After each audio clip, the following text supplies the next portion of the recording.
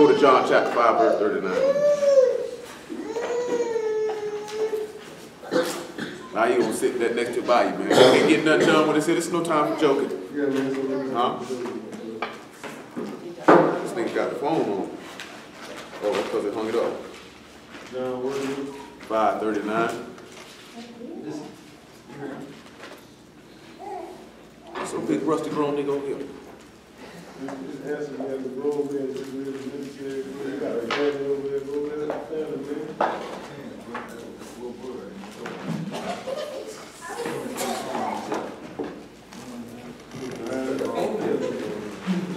All right, y'all. It had dropped me off. I ain't even know it. John the 5th chapter, the 39th verse. Yeah, this nigga over here just rubbed a grown man head. I'll say you better keep your hand to yourself, buddy. And that's how she looking too. See, that's my head to rub on. Yeah, you might have not said it. That's what you're thinking though. That's why you keep looking back though. Better be careful, but mouth look like an animal. A destructive beast. I'm gonna stop now. I'm telling you, boy, mouth look like a real lion like this here. What do they say the mama calls? I say, I fight for mine. I fight for mine. You play with it. I fight for mine. Go ahead, mouth. I don't want to get on your bad side. You want no problem. John 5:39. Search the scriptures, for in them you think you have eternal life, and they are they which testify of me. And you will not come to me, that you might have life. I receive not honor from men, but I know you, that you have not the love of Elohim in you. The thing that we looked at last night, Warren, the cleansing of the land, right? And other things of this nature. And y'all we're going to look at it. And another thing again, because what we looked at last night was it said that truth would be cast down, right? When you sit back and you look at it, we look at it in two ways. That the way of y'all is cast down in the street every single solitary day. It's disrespected, it's blasphemed, and these people think they can go against the truth, but not realizing that you can't do nothing against the truth. You can only do things for it. 2 Kings 13:1. That's what we were turning around looking at Wednesday when we were looking at what happened with Joseph. They thought they were going against the truth, but in actuality, they wasn't doing nothing but something for it. You have to even sit back and look at that. If you walk into Mashak and somebody come against you, they're not doing nothing against the truth. They're doing something for it. They're actually furthering the aim of the will of Yah, and therefore that praise, glory, and honor might redound to his name. See, people don't be realizing this type of stuff. 2 Corinthians 13:1. This is the third time I am coming to you. In the mouth of 2 or 3 witnesses shall every word be established. Now, why would it be important? Now, we see Paul saying, this is the third time I'm coming to you. Why would that be important? Then he said, out the mouth of 2 or 3 witnesses, everything got to be established. Well, let's sit back here. That's what it is. Deuteronomy 24 or 22. Let me make sure.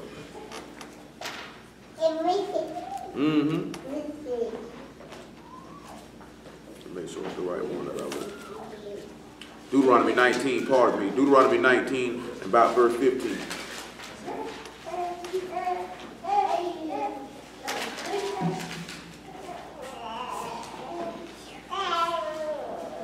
And it says, one witness shall not rise up against a man for any iniquity, or for any sin in any sin that he sinned. At the mouth of 2 witnesses, or at the mouth of 3 witnesses, shall the matter be established. So come on, let's look at John chapter 5 one time.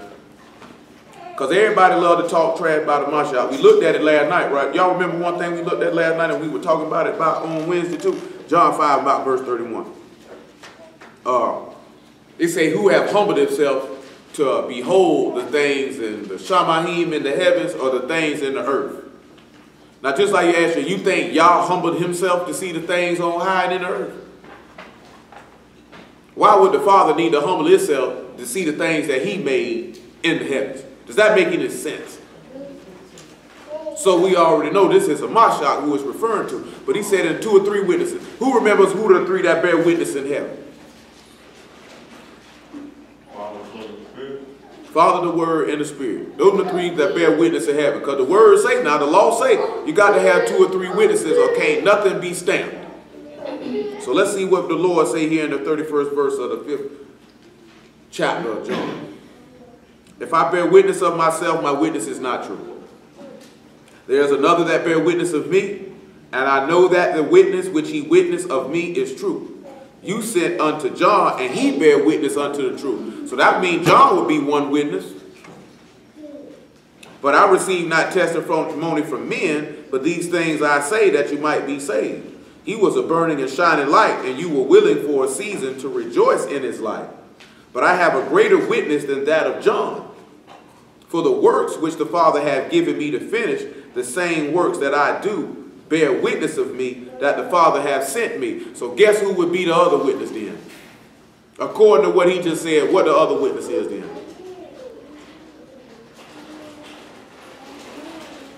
According to what you just heard the man say, what's the other witness?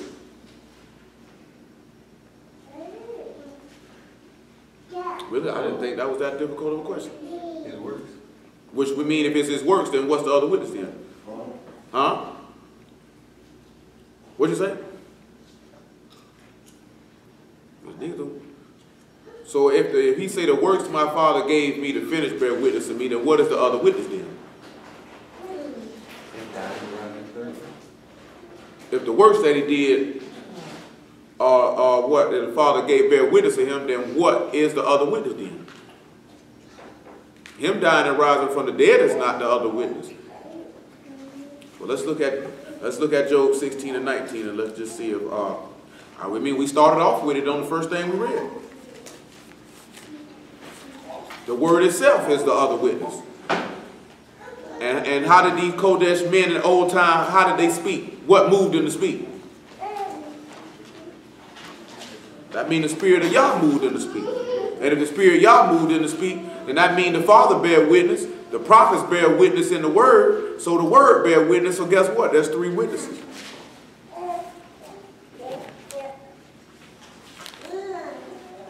(16 and 19). Job, also now, behold, my witness is in heaven, and my record is on high. So the Son would bear witness in heaven, because remember what we looked at. Who humbleth himself to see the things on high and in the earth. I mean, everything that happened to him, all these things had already been bear witness to. You know what I'm saying? This is how we know that a Mashiach is who he said he was. It's 2 men in this book of what we were looking at last night. What we looked at last night, right? We looked at something last night about this man coming through smashing people, right? What 2 people in this book that we can see show an exact similitude of that exact behavior of coming through, smashing everybody out of the land. And after they smashed everybody out of the land had rest. It was cleansed. Yahshua, son of Nun, and who would be the other? And David. You know what I'm saying? So we're going to have to look at both of them on what we're looking at today. Because he say out the mouth of 2 or 3 witnesses is a matter established. He said, I came to you the 3rd time. So if he say he come to you the 3rd time, how is that going to relate to a Mashiach? He said, it's the 3rd time I'm coming to you, right? So how did the Mashiach come 3 times then?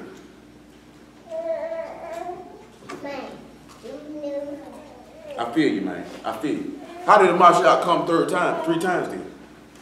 Don't think too hard now. Let me read 2 Corinthians 13 and 1 now. Hold on, let me read 2 Corinthians 13 and 1 more time. This is the 3rd time that I'm coming. This is the 3rd time I am coming to you. In the mouth of 2 or 3 witnesses shall every word be established. Let me read verse 2 to you. Maybe that'll help you out some. Let me read verse 2 to you. Then he says, I told you before and foretell you, as if I were present the 2nd time. And being absent now, I write to them which heretofore have sinned, and to all other, that if I come again, I will not spare. Maybe that'll help you out a little bit. I told you before, he say, it is if I were present when I came to you the 2nd time. As if I were present when I came to you the 2nd time. He said, when I come the 3rd time, I'm coming for all them that have been sinning. I ain't going to spare them. So how is Paul, how can we look at what Paul is talking about, and how can we get a validation for this? Because this man just said, this is the third time I'm coming to you. Jesus. Sit back and think real hard before you speak now. Just sit back and let it marinate in your brain. Jim Daddy, you want to take credit? Now you saying when you come back, that's the third time? Or? Yeah, he's saying this is the third time I'm coming to you. He said, now I've told you before and foretell you as if I were present. The second time being absent now, I write to them which have sinned. So he said the second time I came, I wasn't there. I basically sent a letter, but I wasn't present. He said, but if I come through this third time, I ain't sparing nobody. So that means the first time, he was literally there when he came the first time. He said, second time, I wasn't there. Third time, I'm coming to crack domes. Maybe that'll help you out. What you think now?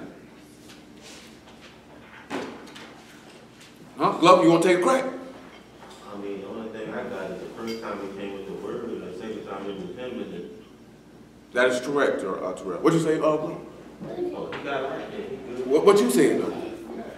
I was going to say he came with the word the first time, and then the second time was... Well, let's run it back down and make it clear for you. Let's look at Luke 12 first. Because remember, Paul said, I'm coming to you the third time. We didn't want to say, remember, and the key thing, what I want you to, also you should have caught on and focus on, he said, I came before and I told you.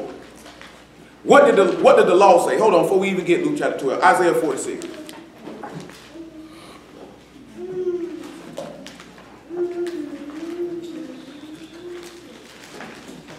and 9. Isaiah, the 46th chapter and the 9th verse. The 46th chapter of the book of Isaiah and the 9th verse. I know it sounds confusing how I worded, but it ain't really confusing as you think it. It sounds like it, but it ain't. One thing, what he said, I told you before and foretell you. That means I already let you know what the lick was going to be. Let's see what the words say, what the prophets say. Matter of fact, make it verse 8. Isaiah 46 and 8. He said, remember this and show yourselves men. Bring it again to mind, O ye transgressors. Look at what he tell you now. Remember this and show yourself to be a man and bring it to mind, you sinner. Remember the former things of old, for I am Elohim, there is none else. I am Elohim, there is none like me. Declaring the end from the beginning, from the ancient times, the things that are not yet done, saying my counsel shall stand, I will do all my pleasure. So let's come over here to John chapter 14 before we read Luke chapter 12, because he's just sitting there telling you. That's what Paul just said in the 2 Corinthians 13, right? I already told you about this stuff, man. I already told you.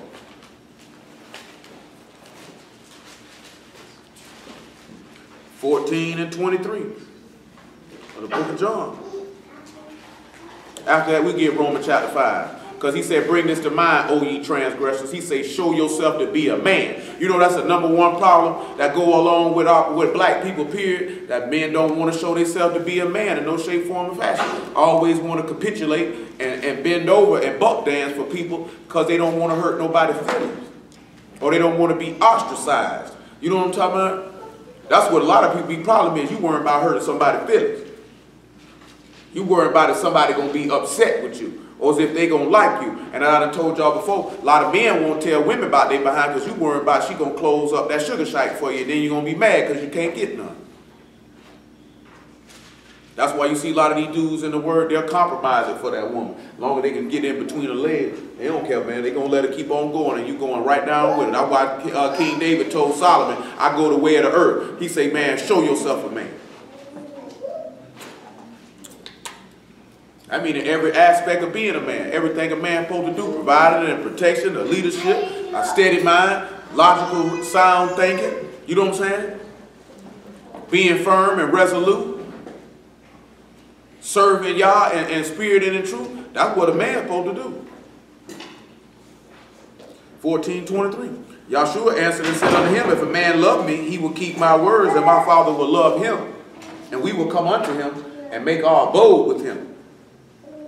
He that love me not, keep not my saying. And the word which you hear is not mine, but the Father's which sent me. These things have I spoken unto you, being yet present with you. Don't you see that? You see that the first thing that Paul said in that epistle, he said, the first time I said this stuff, I was with you when I told it to you. He said, but the Comforter, which is the Ruach HaKodesh, whom the Father will send in my name, he shall teach you all things and bring all things to your remembrance, whatsoever I have said unto you. Because he said, bring these things to mind, O you transgressors. And that's what he told you. I'm going to tell you, bring it to mind. Well, what's going to bring it to mind? The Ruach HaKodesh going to bring it to mind. That's why niggas ought to be foolish to think this whole big husky nigga in New York City is the spirit of Yah. How can he bring to mind what the word say? See, now come over here to Romans chapter 5 and verse 9. Because he said, bring this to mind, O ye transgressors. So he's like, that ain't got nothing to do with us. But let's just look at what it says. Make it verse 1. Romans 5:1. I'll start at 1. This one, Jonathan.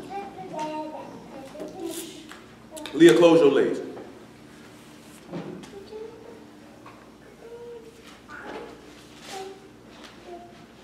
Therefore, being justified by faith, we have peace with Elohim through our Lord Yahshua HaMashiach, by whom also we have access by faith into this grace wherein we stand and rejoice in the hope and glory of Elohim. And not only so, but we glory in tribulation also, knowing that tribulation work patience. Remember how we were looking at Joseph? What do you remember? What's one of the things we looked at with Joseph? What was Joseph a similitude to that we looked at Wednesday? What was he a similitude to? Anybody in the room? What was Joseph? What is the thing that we looked at and seen that Joseph lined up with in these epistle letters on Wednesday? Let me narrow it down here. Don't none of y'all remember? What did the master of the house that Joseph stayed in, what did that man make Joseph? Before you know, Pharaoh made him governor. The master of his house didn't make Joseph a governor. The master of his house made Joseph an overseer over the whole house.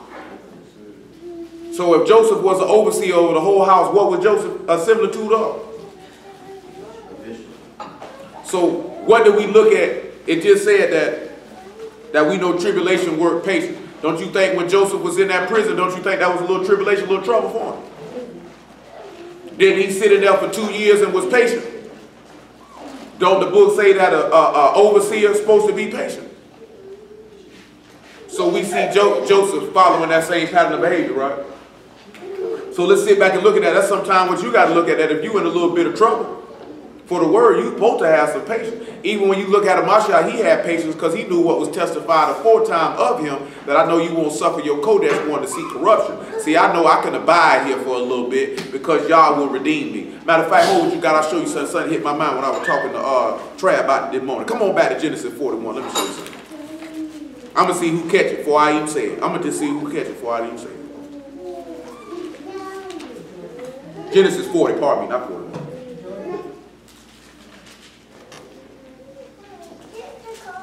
We look at Genesis 41, right? And let me see what verse we want. About verse 5, right? He says they dreamed. I'm going to ask y'all a question. Hold on. I'm going to ask y'all a question. Let's look at Genesis 39 and 21st. I just want to set the stage of where they at first. Make it easy. I want to make sure you fully understand before I ask you the question. He said Joseph's master took him and put him into the prison, a place where the king's prisoners were bound, and he was there in prison. But Yah was with Joseph and showed him mercy and gave him favor in the sight of the keeper of the prison. And the keepers of the prison committed to Joseph's hand all the prisoners that were in the prison, and whatsoever they did there, he was the doer of it. The keeper of the prison looked not to anything that was under his hand, because Yah was with him, and that which he did, Yah made it to prosper. So now let's look at verse 5 of the 40th chapter of Genesis. So now it says that Joseph was in the prison, and everybody in the prison was in Joseph's hand. Is that what it says? And it also, so I want y'all to keep that in mind now. He said they dreamed a dream, both of them, each man his dream in one night, each man according to the interpretation of his dream, the butler and the baker of the king of Egypt, which were bound in the prison. Joseph came in unto them in the morning and looked upon them, and behold, they were sad. And he asked Pharaoh's officers that were with him in the ward of his Lord's house, saying, Wherefore look ye so sadly today? They said unto him, We have dreamed a dream, and there is no interpreter of it. And Joseph said unto them, do not interpretations belong to Elohim? Tell me them, I pray you. Now Joseph begins to interpret this dream for them. So Joseph is in prison, and he pretty much broke down the interpretation of this dream. What can we go look at and see what this is referring to? We can find this in the New Testament. What is this? What is this? Joseph is in prison with prisoners, and he's speaking to them.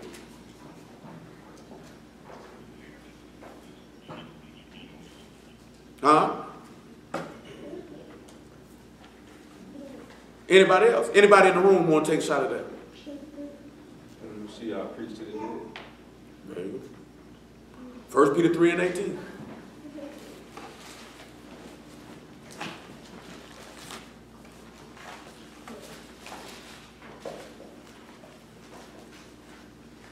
So let's look what happened. Did Joseph do anything unjust? You sit back and you look at it. He suffered penalty for the hatred that his brothers had for him. Just like Hamashiach suffered because the hatred his brothers had for him. He said, for Hamashiach also once suffered for sins, the just for the unjust, that he might bring us to Elohim, being put to death in the flesh, but being quickened by the Spirit, by which also he went and preached unto the spirits in prison, which was sometime were disobedient, when once the long-suffering of Elohim waited in the days of Noah while the ark was preparing, wherein few, that is, 8 souls, were saved by water. That's the same thing when we look in the 4th chapter of this same epistle, where he say, if for this is that he gave account, ready to judge the quick and the dead, for this cause was the gospel preached to them that are dead, that they might be judged according to the men of the flesh, but live according to the spirit of Elohim. And we sit back and look at a man was judged when he preached to him, because one got killed and one was spared. You know what I'm saying? So we actually sit back and see Joseph in prison doing just what Hamashiach did. We can see it in the law, him preaching to the spirits in prison. Because everybody in the prison was committed into his hand. We even see the same thing with that man coming out of the prison as the same similitude when those men rose from the dead after Hamashiach's resurrection. You know what I'm talking about? So now this is, because the reason why I mention this, because it's going to tie back to what we're talking about. Because he said, I came to you the 3rd time, the 2nd time being absent. So what is this talking about by him coming a 1st time? Come back to Romans 5. I just want to see if y'all can get set back and realize. That's why you sit back and look at if tribulation work patience. When you go look in Revelation chapter 6, that men say, man, how long we going to rest? These people done spilled our blood. He say, just rest a little season till the rest of your brethren be killed like you are. Gave them white robes. You know what I'm saying? See, a lot of people, man, that's why I was telling you earlier, man, the average business fails in 3 years. Why? Because most people don't have patience. And also because they don't have a detailed plan and a strategy of how they're going to proceed. They just going to feel like it's a lot of things in life you can wing and do it as you go, but starting a business ain't one of them. Because not only because it's one thing if you single, you ain't got no kids or this, that, there, and the other, and you sink it. Boy, if you got people depending on you, boy, you better be going ahead and plan that on out, because you're not going to be just sinking yourself. You're going to be sinking them. You know what I'm saying? It's a lot of people. I know everybody in this room probably done ran across somebody that had a business idea, and it might have been a good idea, a real good idea, but they didn't put the thought and the planning and the executing it before they went and did it. You know what I'm saying? So when they went and did it, it bottomed out. You know what I'm saying? When we look at what Yah did, before he sent Hamashiach on this earth, boy, he had this thing set out. Before he even made the world, he had this thing laid out, planned out, set up. So when the execution came down, this thing was going to be flawless. It wasn't going to be no failure. You know what I'm saying? It wasn't going to be no failure. You know, a lot of people tell us that, man, ain't nothing wrong with planning. Sometimes you can't sit back and be like, okay, I want it planned all the way out. It's got to be just like this here. Because, I mean, sometimes you're going to have to go. You can have a plan. You got to have the ability to adjust. Because everything might not go to plan. You know what I'm saying? Everything ain't got to be picture perfect, 100 lined up. See, that's Yah's doing. See, Yah can do that because he Yah. You know what I'm saying? He can do that. On some stuff that we do, we ain't going to be able to do that. That's why you're going to have to be able to have that patience, even when that tribulation, even when things is looking rough and ugly. Joseph is in prison. I ain't did nothing wrong. But in that tribulation, he had that patience to wait on Yah, and Yah vindicated him in the end. So we read verse 4. And patience experience, and experience hope. And hope make not ashamed, because the love of Elohim is shed abroad in our hearts by the Ruach HaKodesh. which is given unto us. For when we were yet without strength, in due time, Hamashiach died for the ungodly. And that's what we sit back looking. That's why he say, show yourselves men, ye transgressors, and bring these things to mind. While we were yet in our sin, because when Hamashiach told them, if a man keep my sayings, the Comforter will come unto him, he'll bring everything to mind. They were still transgressors at this point. This man hadn't showed that love to deliver us from that state. Even though they were chosen for salvation and walking for him, in essence, in the grand scheme of things, they were still transgressors. He had to tell his apostles to show themselves as men, to stand up and be bold. You got work to do. We got things to do. Stand up and show yourself a man in the face of all adversity, tribulation, and all these things. That's going to work your experience, and y'all cause you to mature and grow in the word. 1 Peter chapter 2, verse 1, since I said it. That's one of the things that hold people back. Ain't no maturation process. Niggas still on breast milk.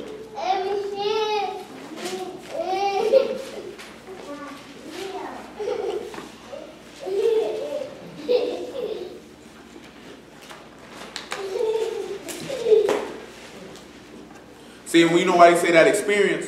See, that experience, it sat back and allowed Joseph to understand what I went through was to save others. You know, it's like I told you before, man, if you go through something, man, and you're supposed to learn something from that experience.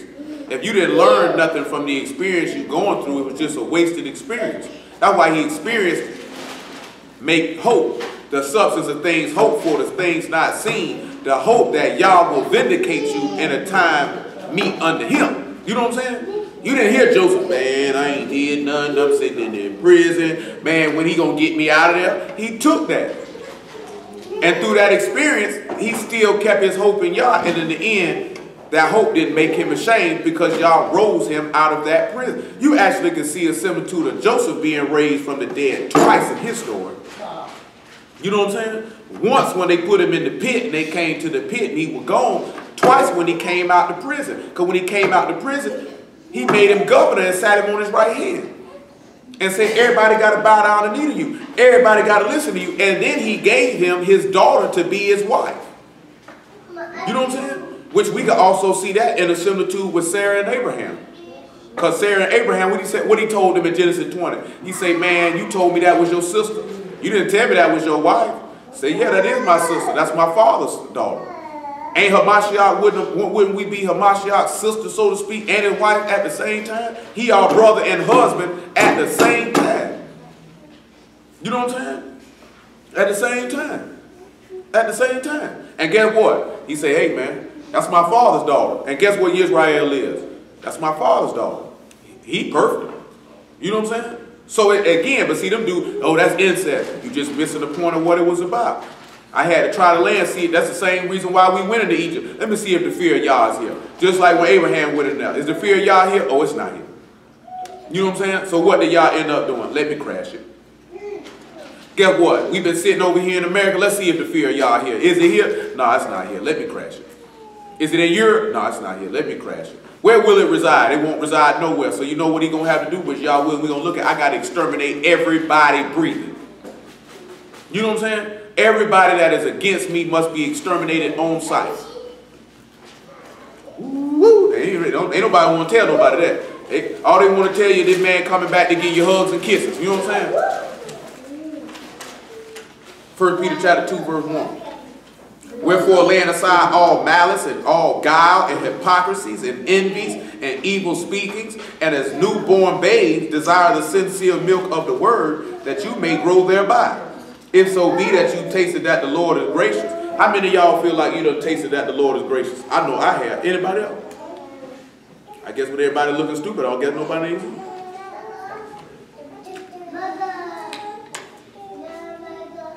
You know what I'm saying? So if you done sat back and you done tasted that the man is gracious, then you got to ask yourself something. You ought to be desiring that sincere milk, so you should grow thereby. You got to ask yourself, have you been growing or has your development been stunted? You know what I'm saying? A lot of people's development gets stunted because they haven't tasted that sincere milk of the word. Why you think them people in that video I saw some? Why you think them people growing thereby? You know what the word sincere mean? I mean it's earnest. Ain't no guile in it. This is from the heart. I mean this. I'm doing this here. I mean the word like hold on. Let me see what it is. What it is? 2 Corinthians chapter 5, chapter 4. See what Paul tells us. My bad. 2 Corinthians chapter 2, about verse 16. Let's look what Paul say he do. Because that's what that's what that nigga was sitting around there doing with that zoot suit on, or whatever he called himself on. All these people here talking about out of Manasseh, 12,000. That's shameful. And the worst part is, niggas went for it. Nigga had a nerve to talk about what these Christian preachers doing, and you niggas doing the same thing. You doing the same thing. How is you any different? There's no way, nigga, you just made, these niggas mess with Eddie Long for getting a throne and being made a king, and nigga, you just did that. Y'all remember when Eddie Long did that? When I seen that, that was one of the craziest things I ever seen. Didn't the people bring him in on the throne too? Brought this nigga on the throne, and then he had an old Jewish dude give him a Hebrew parchment. You know what that Hebrew dude did to him afterwards once all the camera went long. You know he was with it. You know what I'm saying? Nigga bring you in on a throne? A throne. Eddie Long. Nigga who taking pictures in spandex in his bathroom, sending it to boys. And the worst part is the nigga still preaching, man. Everybody know he play with these little boy booties, and he's still preaching. And niggas still show up. This man standing in front of y'all saying he the spirit of y'all, and you show up. You know something got to be wrong with you when a nigga made an action figure and he sued the company because the action figure was white and not black. The nigga made an action figure, man, with a banana yellow outfit on. I'm for real. A banana yellow turban and all. Like, nigga, are you giving these away or are you selling them? And who is the idiot who bought it? And then you know what even worse, the one thing that I noticed in that video, I see if any of y'all noticed, that nigga had idolatrous pictures behind them. That nigga had a painting of that Passover meal behind them. Like, soon as you walk in there and seen that, oh, I'm gone. I'm gone. How am I gonna sit up here and look at this idolatrous image and eat and be cool? And messing with them niggas probably killed a real lamb too. I told you niggas really do that. How many of y'all would want to do that? I go slap off on you, you ask me. Oh, Corey said he did it before. Corey around here sacrificing lambs. He said he killed, yeah, he said he wanted to kill a lamb. He said before he knew anything about it. I ain't killing no lamb. I'm talking about nigga, we ain't even eat no lamb on that day. You know what I'm saying? Nigga like, so you telling me we can't eat lamb on Passover? I didn't say that. I ain't gonna eat it on the first day. You wanna eat it on the 4th day or the 7th day? You know what I'm saying? I ain't got no problem with that. Bet you won't eat it on the first day though. That unleavened bread is enough lamb for me. You know what I'm saying? That's enough lamb. I got more sense than that. I'm talking about a woman got hot with me. We can't eat no lamb. I'm gonna make me lamb chops on Passover. Do your thing. Do your thing. You bust hell wide open and you be like this here. Why am I here? Stupid nigga, you eating lamb on my day. You supposed to be eating me. But I done seen niggas in their backyard get the lamb, slaughter the lamb, got their little pit, all that. All that. I'm talking about literally pay the people, feed the lamb, raise the lamb up, raise them up all year for the explicit purpose of slaughtering, pull him out on the 10th day or the 4th, do all that. Just like what it's saying, Exodus, they do all of that. They do all of that. Don't you never ask me, I ain't slaughtering nothing. You know what I'm talking about? We got to slaughter an animal, it's because we ain't got no other choice. I ain't trying to do all that, man. I might pass out. You know, I ain't tell you no lie, man. They go to seeing all that blood, all them entrails. You be like this here, boy, where that nigga went at? And look there, he on the floor. Sleep. You know what I'm talking about? I ain't gonna lie to you, man. I might pass out, throw up or something. I ain't used, that's why I couldn't be no doctor. I can't look at all that blood, man. That stuff make me weak. You know what I'm saying? I couldn't see a nigga get lit up, man, like this here laying, like when that dude got shot. And Gregory Cole, when I first got out of prison, my little homeboy Junior told me, I'm finna go look at the body. I ain't going around there. Because we heard the gunshot. We ain't know nobody got shot. Because if you ever been at Gregory Cove, it's like a circle. You know what I'm saying? We on this side, and Cuz got shot on the other side. You know what I'm saying? We heard the pop. We ain't, man, they think them kids out there with firecrackers. When that ambulance came, that's when we knew somebody got shot. And this is what he want to go. I don't want to see a nigga brain and blood oozing out his head. You know what I'm saying? The ambulance going to be picking up 2 people to take him to the hospital. Because they going to be taking me. Because Cub's brains was on the concrete. You know what I'm saying? That's not an image I want in my mind. You know what I'm saying? Because I don't know about some of y'all. Some of y'all might look at that stuff and it might go out your mind in 3-4 hours. That's going to stay with me for a little while. You know what I'm saying? I ain't like when Ray Marley got shot. I ain't really see his wound. I just seen him down there and the police were like, if you don't tell us who shot you. That's how you know the dirt. This man got shot and the police told him, if you don't tell us who shot you, we going to let you die. So we ain't going to call the ambulance. We going to leave you right here. He caught one in the shoulder. He caught one in the shoulder. This is like 99. He caught one in the shoulder. You remember that nigga Q? That who shot him. Q went to shoot him again, but the gun jammed. You know what I'm saying? I was standing right there. The Jamaican was trying to block the two. And Q was with the pistol like this here. And then he finally got around him and bah! And hit him in the shoulder. Then he went to hit him again and the gun jammed and then he left. I don't even think Q ever went to jail for that, did he?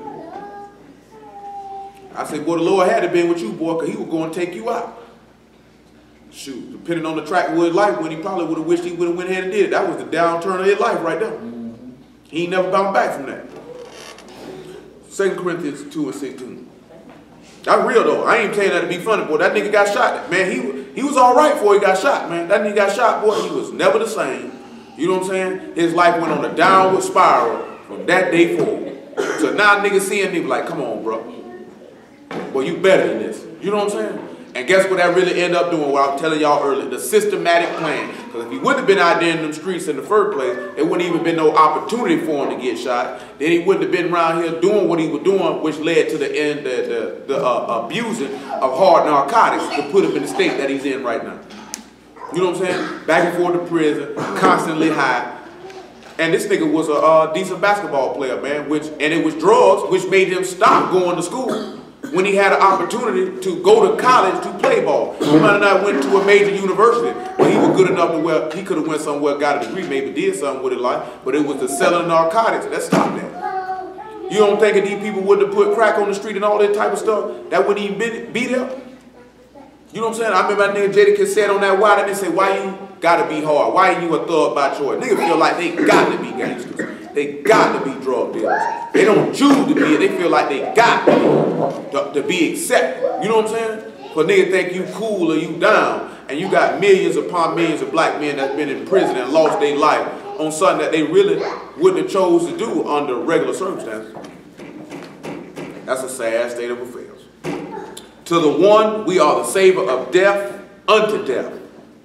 And to the other, the savor of life unto life, and who is sufficient for these things. For we are not as many which corrupt the word of Elohim, but as of sincerity, but as of Elohim and the sight of Elohim, speak we in a Mashiach. See, that's the whole key thing. That's what these people do. They corrupt the word. They don't speak it in sincerity, that they have a sincere desire that a man might save his soul and dwell with Yah and please Yah. They want to corrupt it to get whatever it is they want to get about you. It's easier to teach lies than to stand for the truth. You know that? It's real easy to do that now because it's easier to be accepted. Come on back to Luke chapter 12. Anybody figured out how Paul came the first time? Tying this into the Mashiach. Anybody figured that out yet? Maybe Luke 12 and 37 help you out. Thanks.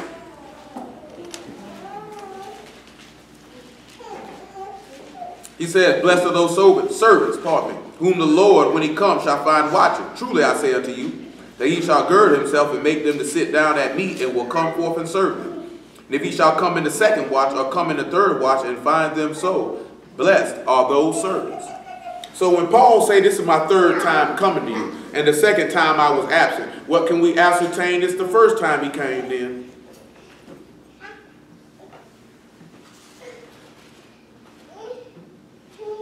What can we ascertain the first time he came then? What's the first time he came? Paul saying this is the third time I'm coming unto you. What is the first time he came? The clue what he gave, we're going to give you, which is crystal clear. He said the second time I was absent. He said, and I foretold you beforehand.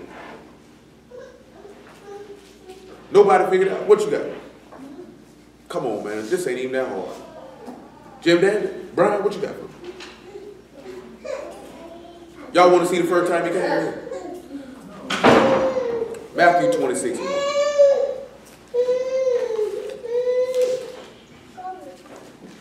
Matter of fact, make it Mark 14. I can't find that page. I don't feel like looking for it.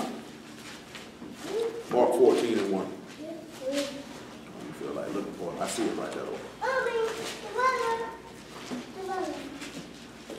Mark 14 and 1. After 2 days was the feast of the Passover and of unleavened bread. And the chief priests and the scribes sought how they might take him by craft and put him to death. But they said, not on the feast day, lest there be an uproar of the people. When we turn around and we look at Passover in Exodus chapter 12, ain't that the first time that Yah came and appeared unto the people to deliver? That he actually came and visited them, right? So I'm back and look at 2 Corinthians 13 now. That's why I said it ain't as hard as it seems. I thought y'all would be able to get that one rather quickly. So he say, out of the mouth of 2 or 3 witnesses shall every matter be established. So when he look at it, he say, we are those that are the savor under death, and life under life.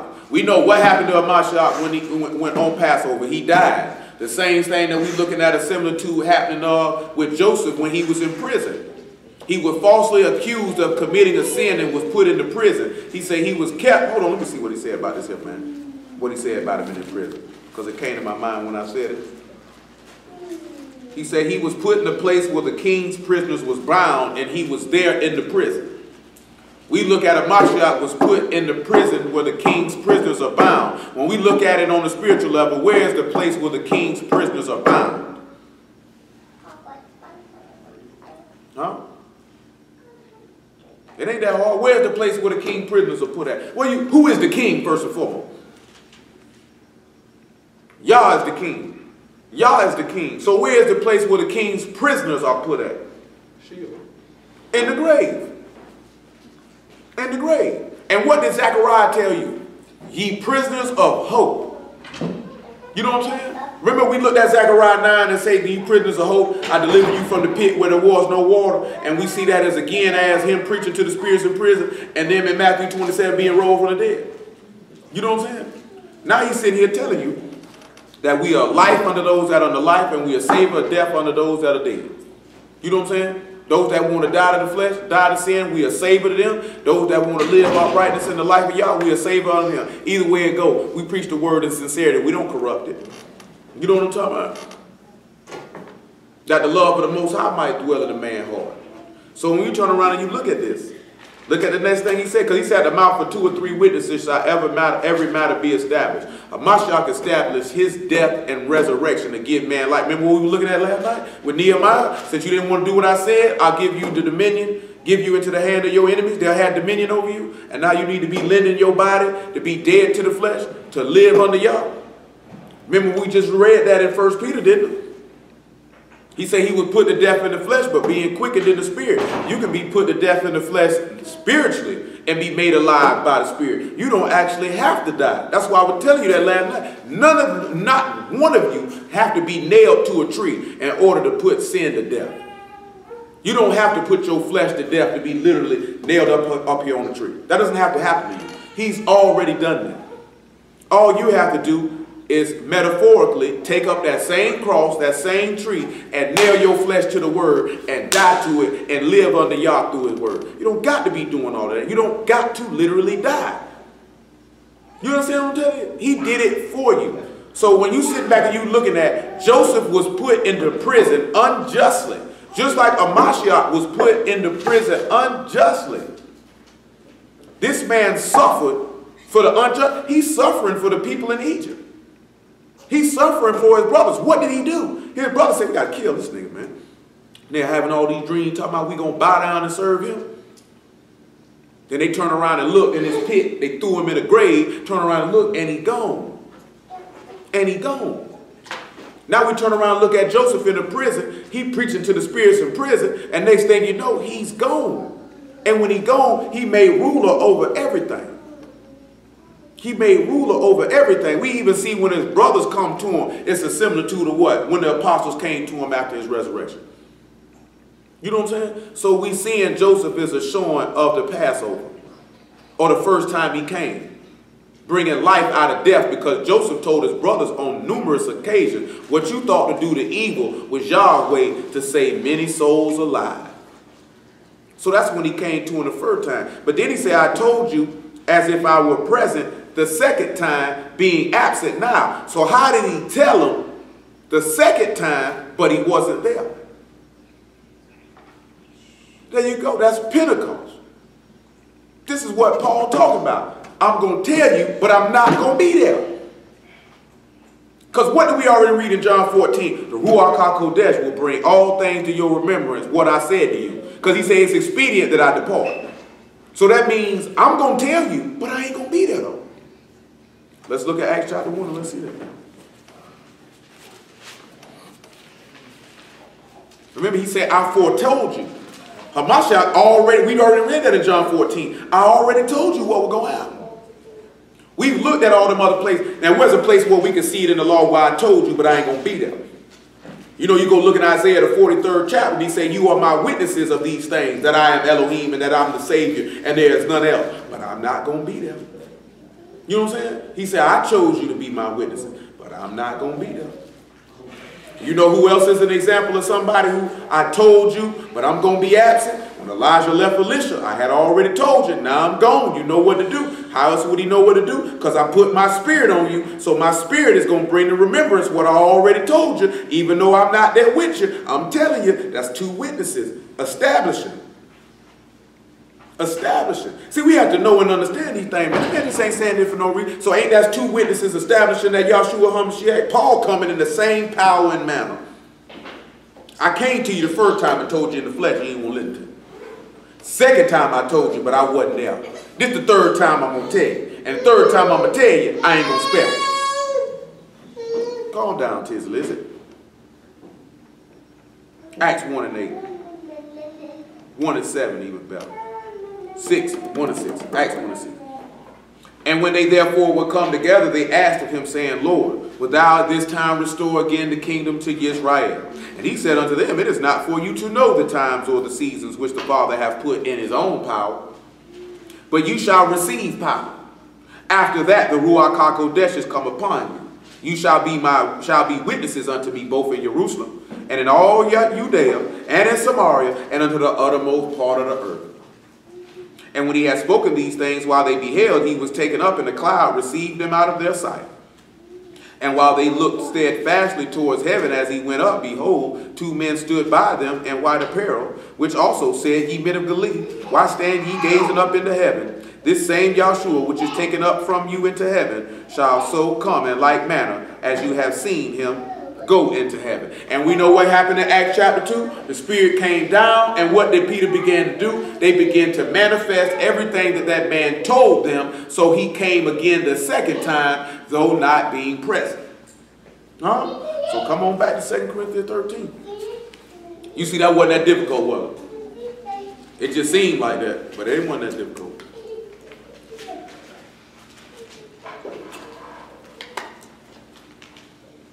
So I'm going to read verse 2 again. I told you before and foretell you as if I were present the second time. And being absent now, I write to them which hereto have sinned, and to all other, that if I come again, I will not spare. Now he said, blessed are my servants that come in the third watch. He said, those that have sinned, I come again, I ain't sparing nobody. Hold on, let me see something that Paul said in 1 Corinthians chapter 4. 1 Corinthians chapter 4. 1 Corinthians chapter 4. Give me about verse 17. Make it 16. Now, 17 is good. 1 Corinthians 4, 17. Matter of fact, 14. I write not these things to shame you, but as my beloved sons, I warn you. For though you have 10,000 instructors in a Mashiach, yet have ye not many fathers. For in Yahshua HaMashiach I have begotten you through the gospel. Wherefore I beseech you, be ye followers of me. For this cause have I sent unto you Timotheus, who is my beloved son, and faithful in the Lord, who shall bring you into remembrance of my ways, which be in Amashiach, as I teach everywhere in every synagogue. Now some are puffed up, as though I would not come to you. What do we sit back and we look at as people being puffed up like, Paul ain't coming? Where can we see where Paul said, talking about, you puffed up like I ain't coming? We looked at one of them a couple weeks ago. What y'all think?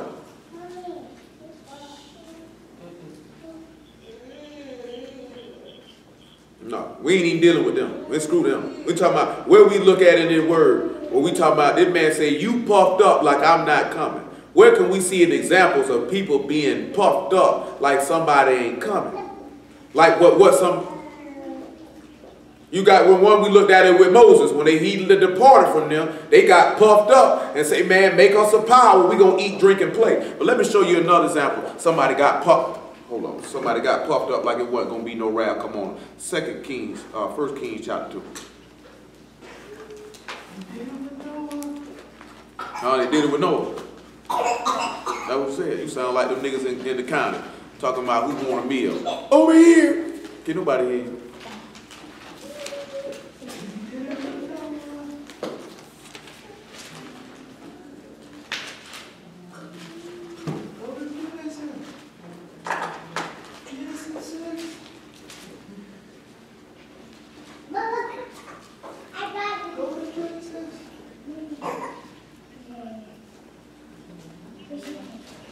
First Kings chapter 2, y'all. 1 Kings chapter 2. Let me see the verse that I want. 1 Kings chapter 2. Oh, that's when David told him this here. Let me sit back where he told the man to do what he told him to do. I'll leave you time in niggas' bathroom breaks. What do you say? You ain't got no stopwatch. I'm just saying, nigga been home for a while. This guy. This guy. Yeah. Hold on, let me get the one that I remember what that verse is. This guy over here. Let me see, chapter 2. 1 Kings chapter 2, about verse 36. Now this is Shimei, the man who cursed David, right? And the king sent and called for Shimei and said unto him, build thee a house in Jerusalem, and dwell there, and go not forth thence any whither. For it shall be that on the day that thou go, pass over the brook Kidron, that thou shalt know for certain that thou shalt surely die. Thy blood shall be upon thy own head. And Shimei said unto the king, the saying is good, as my lord the king hath said, so will thy servant do. And Shimei dwelt in Jerusalem many days. And it came to pass at the end of 3 years that two of the servants of Shimei ran away unto Achish, son of Maacah, king of Gath. And they told Shimei, saying, behold, thy servants be in Gath. And Shimei arose and saddled his ass and went to Gath to Achish to seek his servants. Shimei went and brought his servants from Gath, and it was told Solomon that Shimei had gone from Jerusalem to Gath and would come again. The king sent and called for Shimei and said unto him, did I not make thee swear to Yah and protested unto thee, saying, know for certain on the day that thou go and walk abroad any whither, that thou shalt surely die. And thou said unto me, the word that I have heard is good. When we sit back and we look at when the covenant was made with Israel, they said everything you said to do, we'll do. And he said don't deviate to the left hand nor to the right hand. Don't add to, don't diminish. Don't go outside of what I said. And he said, and if you do that, you're going to die. You know what I'm saying? Now, what we look at Shimei, don't you think he was puffed up thinking Solomon ain't going to come see me? Even though he know what Solomon said to him. He said out his own mouth, the word that you said is good. I ain't going to do that. But let's see what happened to him because he was dumb. Why then hast thou not kept the oath of Yah and the commandment that I have charged thee with? The king said moreover to Shimei, thou know all the wickedness which thy heart is privy to, that thou did to David my father. Therefore Yah shall return thy wickedness upon thy own head.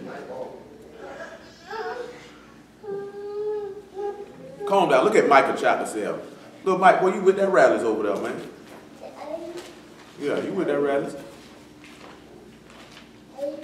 Yeah, you with that rallies.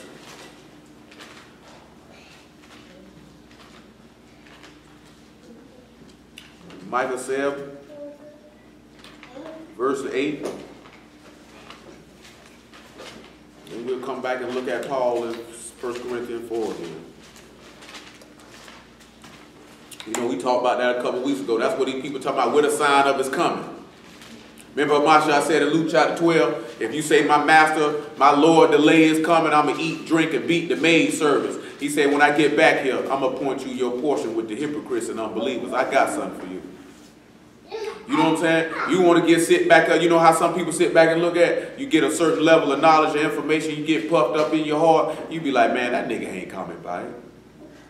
Man, I can do this here, I can do this here, I can play, I can get drunk, I can lie, I can do this here. So you puffed up in your heart, which means your heart has been hardened for the explicit purpose for y'all to kill you. Remember when we read that about Asa when he did what he did? Or Amaziah, I should say. It might have been Asa. I think I read it first time. When they destroyed all the people of Edom and his heart got puffed up. You know what I'm saying? And then he went to worshiping their gods.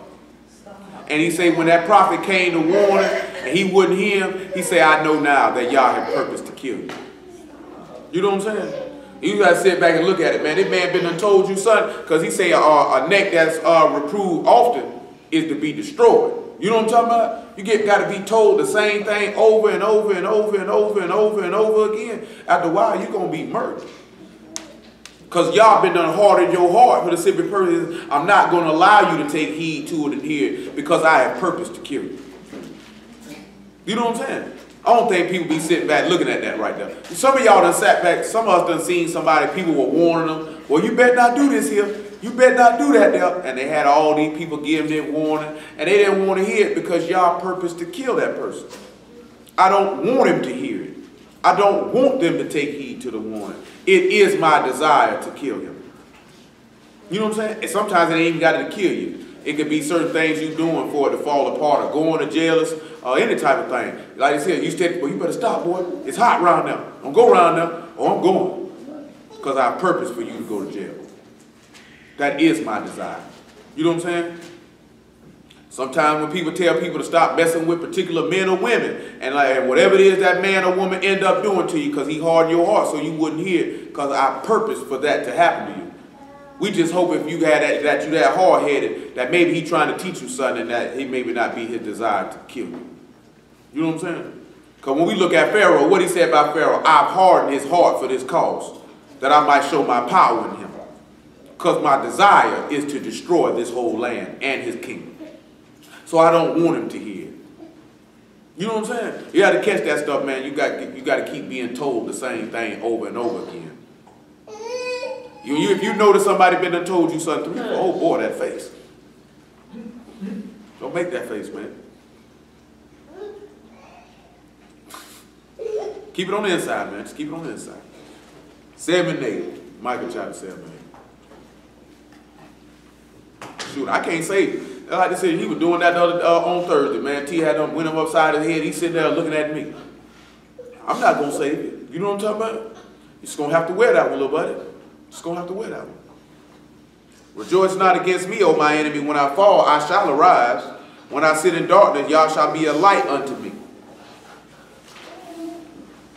I will bear the indignation of Yah because I have sinned against him until he plead my cause and execute judgment for me. He will bring me forth to the light, and I shall behold his righteousness. Then she that is my enemy shall see it, and shame shall cover her which said unto me, where is Yah thy Elohim? My eyes shall behold her. She shall be trodden down as the mire in the streets. Don't these people be sitting back talking about where our God at all the time? Well, if y'all believe in your Jesus, where he at then? Or like them niggas like to say, it doesn't matter, Jesus, Yahweh, Yeshua, it's all an idol. He's a demigod. That's what they like to call the man, a demigod. Well, you better stop all that, all them theatrics, boy. Take care of them. Take care of them. Golly.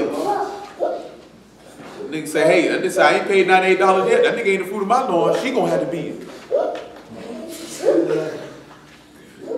She gonna have to beat it. Come on back to 1 Corinthians chapter 4. Stop going, oh boy, Kingston, man. trying to sell it too.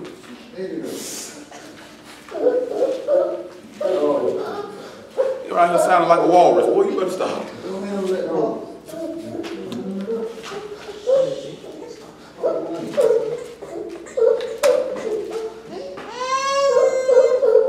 So, Kingston, cut that short, boy. Cut that short, man.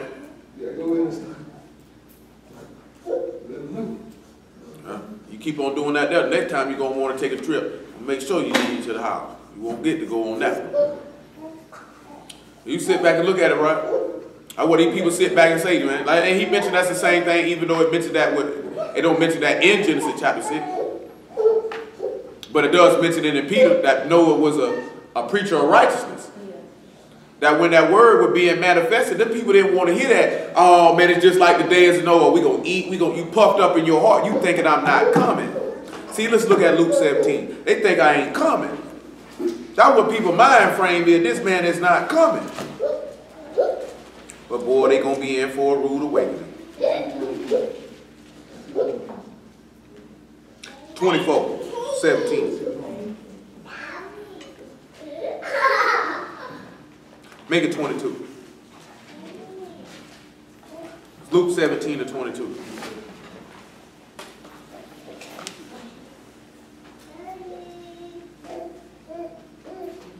And he said unto the disciples, the days will come when you shall desire to see one of the days of the Son of Man, and you shall not see it. And they shall say to you, see here or see there, go not after them, nor follow them. But as lightning that lighteth out of the one part under heaven, shining to the other part under heaven, so shall also the Son of Man be in his day. Ain't that what Michael just said? I'll behold his righteousness, and he'll be a light to me.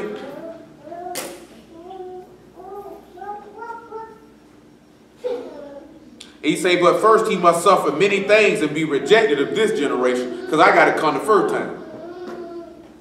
He said, and as it was in the days of Noah, so shall it be in the days of the Son of Man. They did eat, they drank, they married wives, they were given in marriage until the day that Noah entered into the ark, and the flood came and destroyed them all. Come on back to 1 Corinthians chapter 4 now.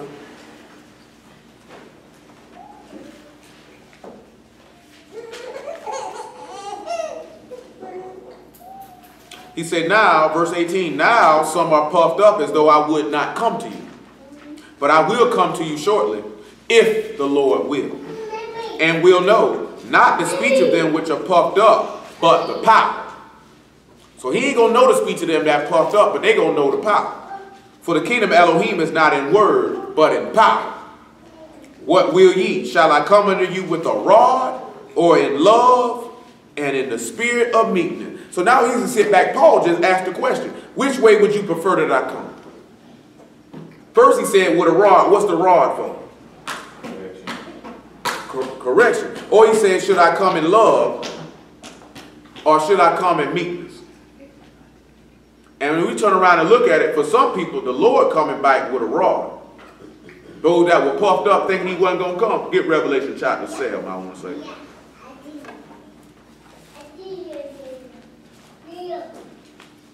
Revelation 9, what I want. 9 and 10. 9 and 19, pardon me.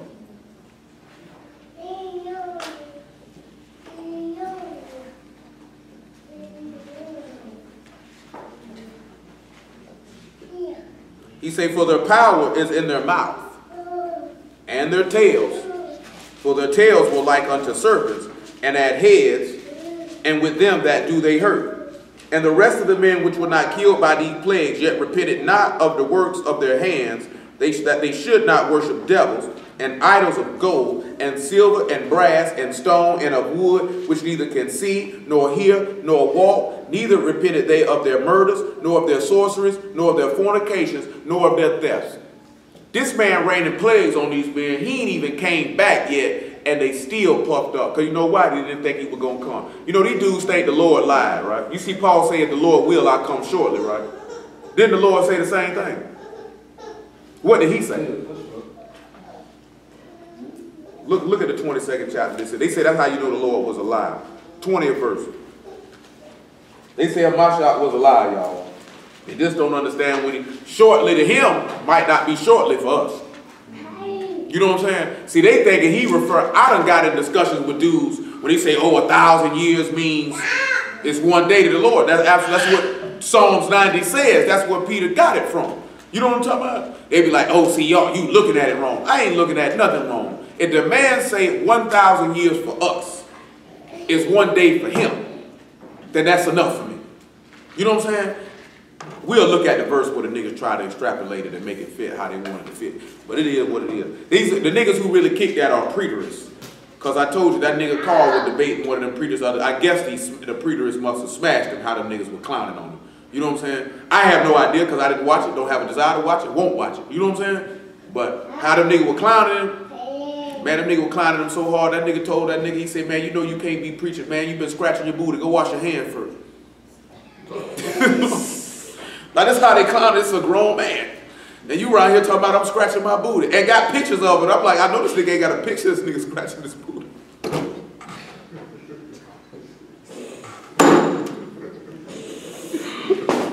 Oh, for real though, man. I'm talking about they be putting up all manner of pictures of the man. Clown. You know what I'm saying? But one of the things that I know is you can have the information on your side, right? But if you're not really good at presenting it, you'll make the other person look like they really crashed you. When you don't really, you know what I'm saying? You got that, but you don't know how to present it. It is what it is. He say, he which testifies these things saith, surely I come quickly. So be it even so, come, Lord Yahshua. So he just said that he come quickly. Paul just said, if the Lord will, I'll come shortly. Let's look at Psalm 90, where Peter get it from. Hopefully we get to some of this stuff with Yahshua's son of Nun before we get out of here. Psalms 90 and 4. I'm going to show you the part where they try to play the game. This is where they try to play the game with it. I'm going to show you how they try to play the game. Psalm 9 and 4. For 1,000 years in thy sight are but as yesterday. I'm sorry. For 1,000 years in thy sight are but as yesterday when it is past, and as a watch in the night. They'll try to play this game right here, right? How many watches are in the night? Y'all know how many watches in the night? Huh? No. It's the same many watches as is in the daytime. Yeah. Remember, you had to have a watchman at night too, didn't you? Watch over the people while they sleep. You think somebody wasn't in the watchtower? You think ain't nobody watch them at nighttime? What did Amashai tell us to do in Mark chapter 13? When he sat back and told them, because he said when this man come back, he said the whole world full of darkness. He said walk in the light while you have light. While the Son of Man is in the world, there's light. But when he depart, there ain't going to be no light. You know what I'm saying? Then he told you what? I tell you all to do what? Watch. He said, lest the Son of Man catch you sleeping. When do you sleep? In the night. You know what I'm talking about? So he said as a watch in the night. That's why we not the children of the night, we the children of the day, because even in darkness, we are aware. You know what I'm saying? Now this is the game they try to play. That don't mean that. But let's look at what Peter said in 2 Peter chapter 3, and let's just see what he said. Because that sounds like to me that, that the psalmist is saying that Moses manifested to them at another time, because it's not written in the law. That 1,000 years, a millennium, is one day to the Lord. I mean, what am I going to say to that? I'm going to argue with that when two witnesses are about to establish that matter. Verse 8 of the 3rd chapter of the epistle of Peter, 2 Peter 3 and 8. He say, but beloved, be not ignorant of this one thing. So Peter's saying, don't be unknowledgeable of this one thing. That one day is with the Lord as 1,000 years, and 1,000 years as one day. So I guess Peter just told you one watch in the night is the same as one day being 1,000 years to the Lord, just like the psalmist said. You notice he said it twice there. So how did these niggas get that? So guess what that means? If the Lord been gone for 2,000 years, that means he been gone for 2 days. So that means if he come back, he came back rather quickly then. Came back rather quickly. It might have not been quickly according to our measurement of time. You know what I'm saying? But according to the measurement of the Almighty, I think that's a pretty short, pretty quick come on back. But you know, the niggas don't want to hear that though. You know what I'm saying? Because what they looking at it in, that's why he told you not to be ignorant of this thing. Because these men don't want you to think that this man is coming back here. So therefore you can be puffed up and you ain't gonna sit back and look at it. Because he said, when I come, all them that sin, I ain't gonna spare them. So let's look at Hebrews 9. So we look at the third time as Paul referencing returning. The third time is a Mashiach coming back. Remember how we looked at that last night when he said that man came down and slew them 2 lion-like men from Moab? In the time of the winter. In the time of the winter. And a Mashiach gonna come back and slay 2 lion-like men in the time of the winter.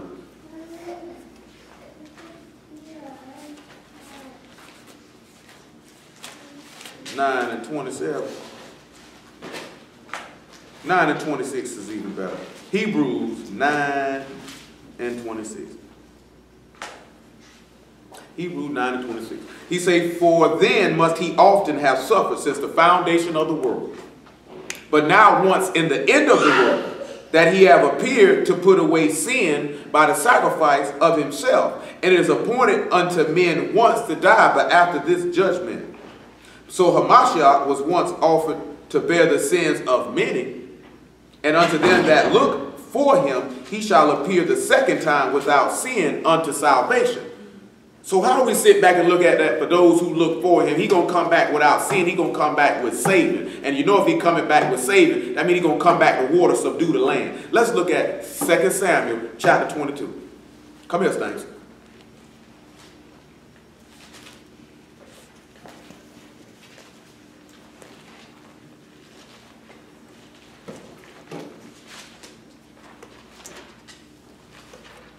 No biggie. Let's sit right down. And y'all just relax. I'm going to push you back a little bit. I'll let you go in a little bit. You look like y'all were going to do something. Don't do that. You want to get out? Come on. Go. You want to get down? Go.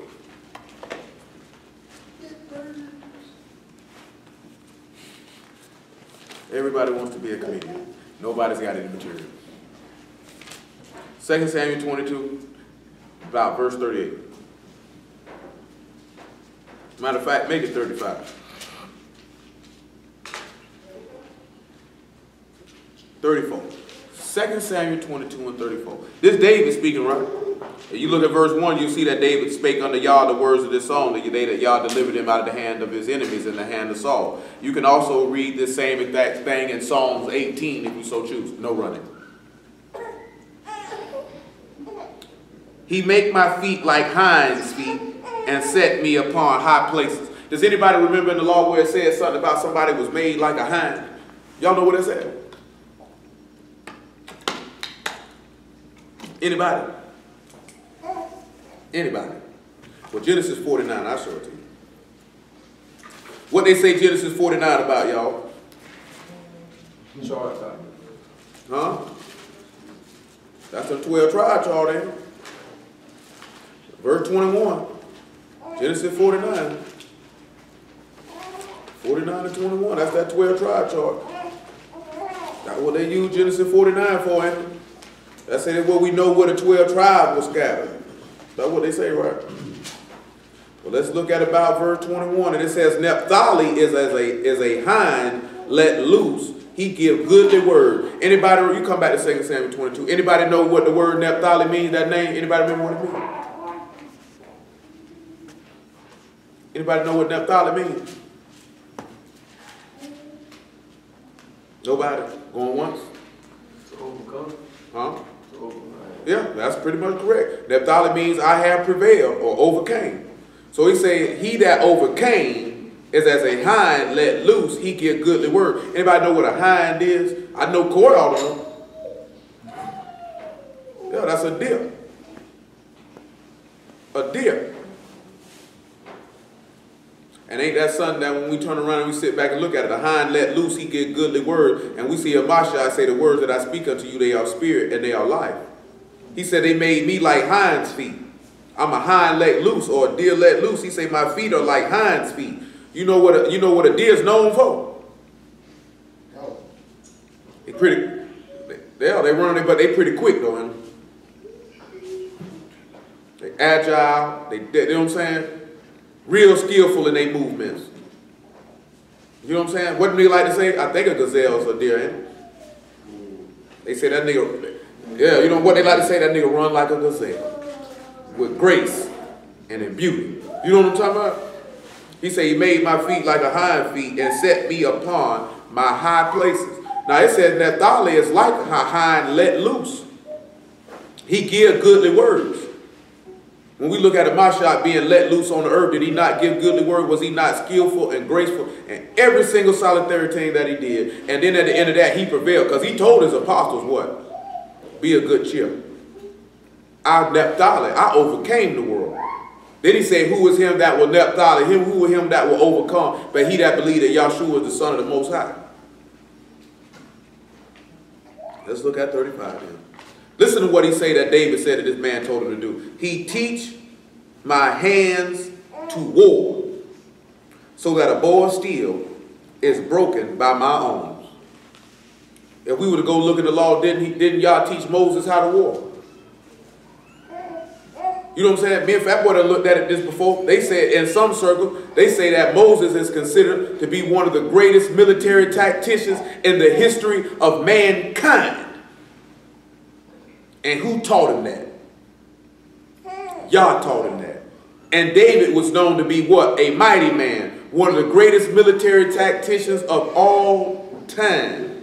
Who taught? You can see that story where he say, sit back and hide by the mulberry trees. And you're going to come back like this here and you're going to smash him, David. When they came back through, they smashed. Because who was teaching David how to war? Yah was teaching him how to war. So we sit back and remember, he said, I told you these things aforetime. So when we look at Moses being taught how to war, and we're going to sit back and look at Joshua being taught how to war, and you sit around, you looking at David being taught how to war, we actually seeing that this is a similitude of Mashiach being taught how to war, because he going to come back and do the same thing. He going to teach this man hands how to fight. He taught Gideon how to fight. He told Gideon exactly what to do to smash the Ammonites. Well, little Mike, boy, you faking a $3 bill.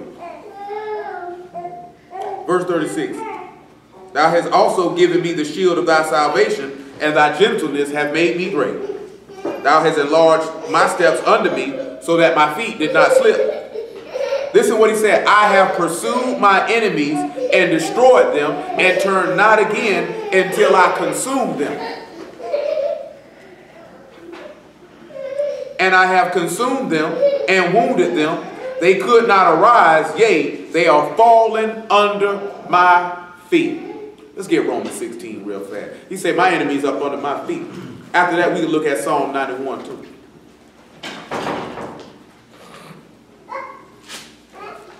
Little Mike around here putting the show on, man.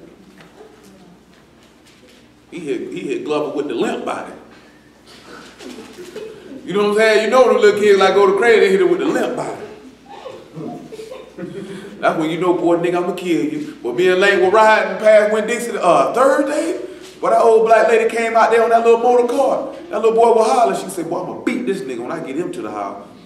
That nigga Lane say, beat him, beat him. That lady say, yeah, I gotta beat him. That's what's wrong with these people. They don't wanna beat these kids. That's why the world in the state that it's in. I'm gonna beat the brakes off this nigga when I get him home. I'm talking about you can sit back and look at her. She had that look on her face. And it was 1987. I'd have beat him in front of this store. You know what I'm talking about?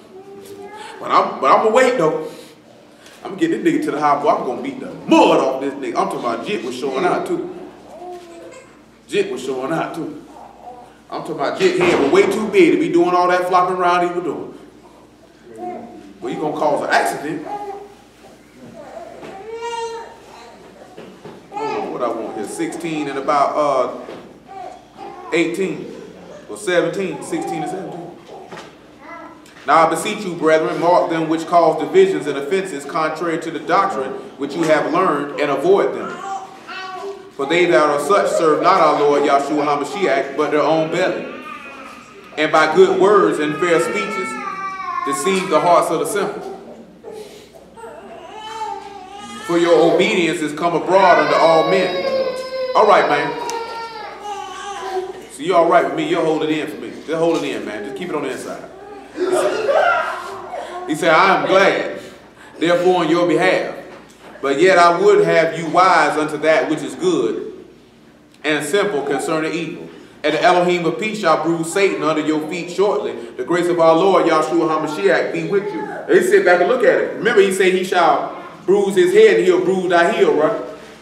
So my shot gonna be standing on him. I don't defeated you. You sit back, you see that in wrestling every now and then. You got a big old wrestler, he beat somebody. When he beat him, he just put his foot on his chest for the pin count. You know what I'm saying? Because that basically, that's an example of I have vanquished you. I have left you destroyed, that you have no means of coming back to defeat me whatsoever. Vanquished.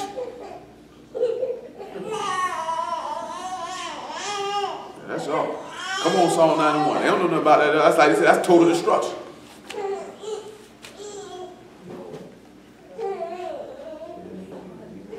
That's the worst part, though. When we looked at it, they say the Romans used to do that, though. They would beat a nigga in wrestling, and they say if we beat you in a physical sport or a physical fight, then I had the ability to ravage your anus. The worst part is you can't even make this stuff up.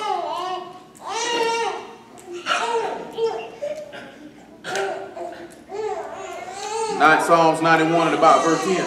We'll make it about 11. Matter of fact, let's make it about verse 7. She said, you better feed me, woman. Say, feed me again. 91 and 7. It says, 1,000 shall fall at thy side, and 10,000 at thy right hand, but it shall not come nigh thee. Only with thy eyes shalt thou behold and see the reward of the wicked. Because thou hast made Yah, which is my refuge, even the Most High, thy habitation. There shall no evil befall thee, neither shall any plague come nigh thy dwelling. For he shall give his Malachim or angels charge over thee to keep thee in all thy ways. They shall bear thee up in their hands, lest thou dash thy foot against a stone. And thou shalt tread upon the lion and adder. The young lion and the dragon shalt thou trample under feet. What you think that means now? A young lion and a dragon, you're going to put them up under your feet. A young lion and a dragon, you're going to put up under your feet. Any of you brothers got an idea?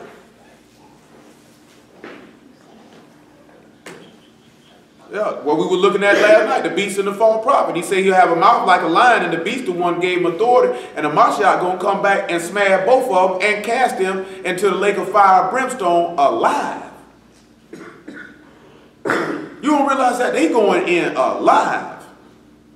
Not resurrected from the dead and tossed in. You going in alive. They the first two hitting it. Don't you see this man trampling them underfoot? Because all it is I'm just victorious. You know what I'm saying? I have defeated you. You are under my feet. I have rule over you. I have dominion over you. We looked at that in 1 Corinthians 15. He has dominion over all things. I'm going to smash all of y'all. Come on back, St. 22. Remember, he told you this aforetime. That's why I don't sit back and see. I want to know who do these dudes, these sinners, believe in Hamas. Because they believe there's an anointed one of Yah. They believe it's a Mashiach, but they don't believe Yahshua is that one. So who you think is going to be then? Who going to come through in the next 10, 15, 20, 30, 40, 50 years and fulfill all this stuff then? You waiting on David to do it? When David himself didn't even give that testimony that he was that person. Man, man, man.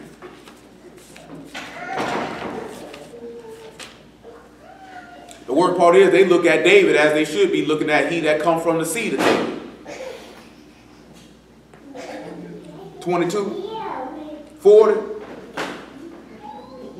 For thou hast girded me with strength to battle. Them that rose up against me hast thou subdued under me. Thou also hast given me the neck of my enemies, that I might destroy them that hate me. They looked, but there was none to save, even unto Yah, but he answered them not. Then I did beat them as small as the dust of the earth. I did stamp them as the mire of the street, and did spread them abroad. Thou hast delivered me from the strivings of my people. Listen what he told him to do. Thou hast kept me to be the head of the heathen. A people which I knew not shall serve me. So how these people going to turn around and say these people can't get no salvation when he just said that a people that I know not is going to serve me? Let's look at Isaiah 65 and let's see. He said a people that I know not, they going to serve me. You know what they're going to try to say, really? I don't know. They can say a lot of things. They can say that's They can say what they want to say. He never said that he didn't know them. He said, I would say you not my people. Two different things. You know what I'm saying? Two different things. Because we can't even sit there and say that when David wrote this song, because Israel was unified at the time that he wrote it. And also he qualified it because he said the heathen. The heathen. Can't put Ephraim in there. You know what dummy can put Ephraim in there? He says in Isaiah 65 and 1, I am sought of them that asked not for me. I am found of them that sought me not. I said, behold me unto a nation that was not called by my name. So already they can't use Ephraim here because Ephraim is with Israel. They're called by his name. We know what the law says. Let's look at what the law says. So just so y'all know, so can't nobody come tell you that bold-faced idiotic lie in Genesis 48. Let's just see what the law say. Let's just see what Yaakov, what Jacob prayed in. Let's just see what the law say. The law put an end to all doubt. Now, won't it? 15. Genesis 48 and 15. Genesis 48 and about 12. The law put an end to all doubt, won't it?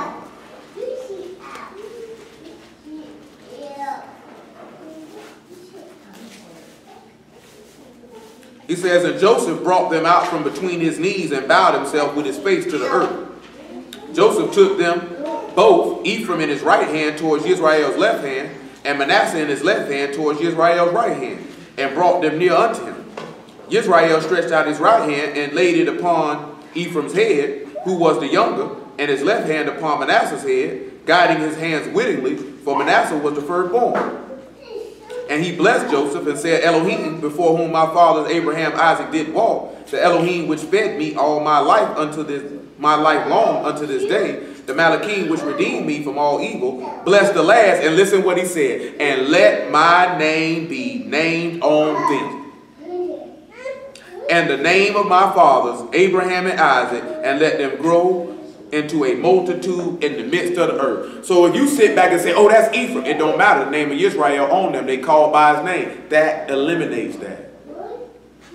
That eliminates that. That's why it pays to actually know what the law say. Nigga can't come tell you that.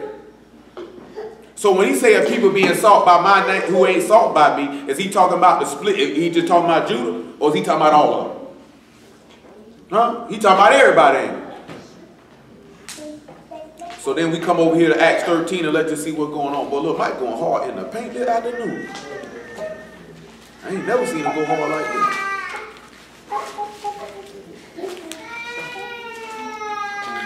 Boy, that cry so fake, man. And you know it too. Every time I say it, he just stop and look at me like, man, why you busting my hustle? Boy, that phone is, I'm talking about. Boy, you need to stop. 42:13. Acts 13 and 42. Acts 13 and 42. And when the Yahudim were gone out of the synagogue, the Gentiles besought these words might be preached to them the next Sabbath. Now when the congregation was broken up, many of the Yahudim and religious proselytes followed Paul and Barnabas, who speaking to them persuaded them to continue in the grace of Elohim. And the next Sabbath day came almost the whole city together to hear the word of Elohim. And when the Yahudim saw the multitudes, they were filled with envy and spake against those things which were spoken by Paul, contradicting and blaspheming. Then Paul and Barnabas waxed bold and said it was necessary that the word of Elohim should at first have been spoken to you. But seeing you put it far from you and judge yourselves unworthy of everlasting life, lo, we turn to the Gentiles. One of them dudes on that show said something about that. Paul left Israel to go to the Gentile, basically trying to say the man was a coon. He ain't love his own people. When Paul taught everybody, but what looked the sense of, why would I continue talking to somebody who's contradicting and blaspheming, and I can turn over here and talk to these people who gonna hear? You know what I'm saying? I'm trying to give it to you first, but since you didn't want it, I give it to them. You know, that's almost the same way when somebody be dealing with a man or a woman and you didn't want to treat them right and you didn't care for them when you had them, and now somebody else done popped up that appreciate and want what you want. Now you mad and you jealous and you get upset with this person when it was your fault the whole time. You the one rejected it. You know what I'm saying? That's your fault. You gonna have to suck that up and bite that bullet. You know what I'm saying? I don't know if some of y'all done been through that. Some of y'all might not been through that. Some of y'all might have been the one who didn't appreciate it, and then when it was gone and you seen somebody else with it, you got mad.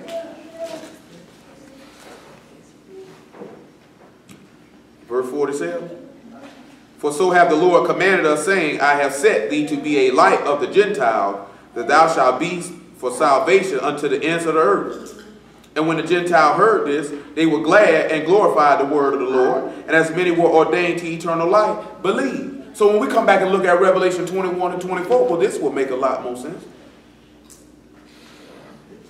Because he say, a people that have not known me will obey me.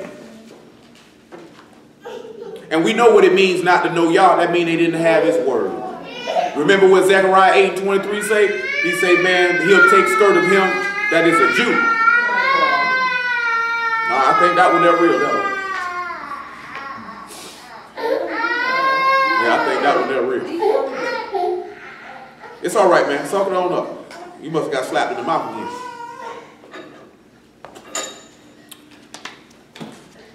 Yes, thank you. Get from under that table. Come here. Come on, Stanks. Other side. Other side, Stanks. Come on. Come on. 21 and 24, book of Revelation. And the nations of them which are saved shall walk in the light of it, and the kings of the earth do bring their honor into it. If these nations are in New Jerusalem and walking on, ain't that a nation that didn't know him, serving him?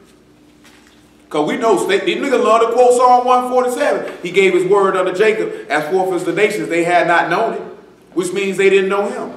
See, look what Paul tells us in Ephesians chapter 2 to back that up. And here comes his lizard. Got no room for lizard.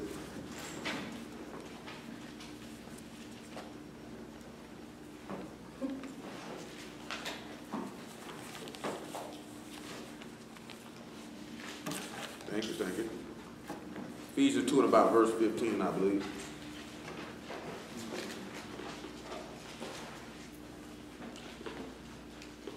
Ephesians 2 about verse 15. Stop thinking.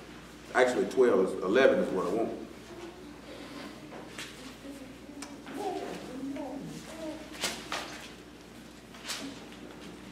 Ephesians 2 and 11. Wherefore remember that ye being in time past Gentiles in the flesh, who are called uncircumcision, by that which is called circumcision in the flesh made by hand.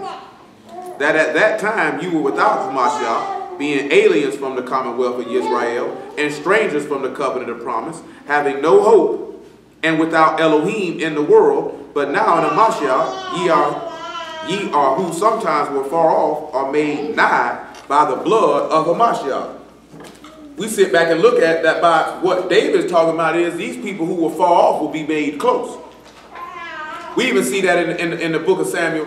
There was a servant who was not of Israel that when David was in trouble, he was going to go with him. And David said, man, go on back to your own people. And he said, where the king is where I will be. You know what I'm saying?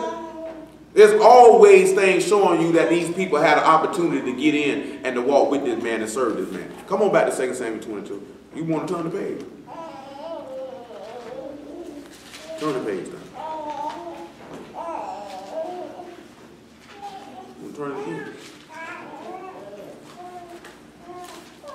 That's good, Snakes. You read? Can you read? What does it say? What verse did we stop at? We stopped at verse 45. Listen what he said. Strangers shall submit themselves unto me. As soon as they hear, they shall be obedient unto me. Let's look at Romans chapter 9 then. He said as soon, he say strangers will submit themselves unto them, and as soon as they hear, they will do what he says.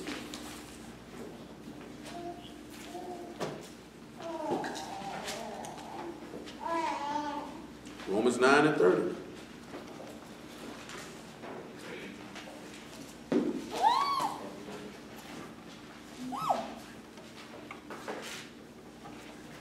What shall we say then? That the Gentiles which follow not after righteousness have attained to righteousness, even the righteousness which is of faith? But Israel, which followed after the law of righteousness, have not stopped. Now you go.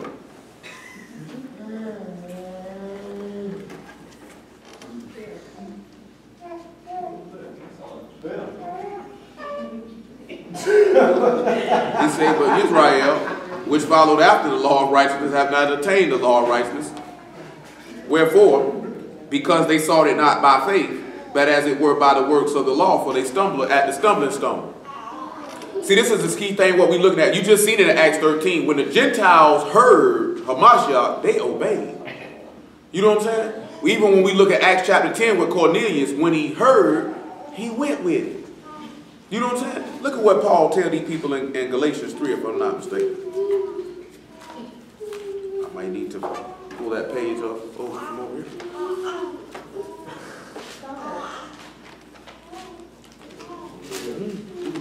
I got to find that page. That's not the page. That is not the page. Matter of fact, go to Acts 28 about 25.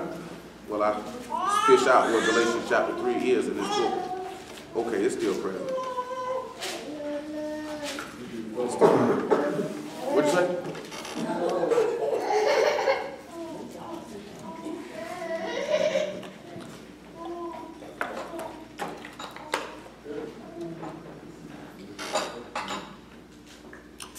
Acts 28 and 25. Make it 23. And when they had appointed him a day, there came many to him into his lodging, to whom he expounded and testified the kingdom of Elohim, persuading them concerning Yahshua, both out of the law of Moses and out of the prophets, from morning till evening. And some believed the things which were spoken, and some believed not. And when they agreed not among themselves, they departed. After that, Paul spoke in one word, well spake the Ruach HaKodesh by Isaiah the prophet unto our fathers, saying, go unto this people and say, hearing ye shall hear and shall not understand, and seeing ye shall see and not perceive. For the heart of this people is waxed gross, and their ears are dull of hearing, and their eyes have they closed, lest they should see with their eyes, and hear with their ears, and understand with their heart, and should be converted, and I should heal them. Be it known therefore unto you, that the salvation of Elohim is sent unto the Gentiles, and they will hear it. Do you know what I'm saying? Because this man say, strangers will hear of me. So this is validating what we sitting back looking at when we see in the law where Paul said that these people would be saved not by the law, but by the hearing of the word, because they never knew it to have it, to follow it. You understand what I'm saying? Look at Romans chapter 4. Don't worry about Galatians chapter 2.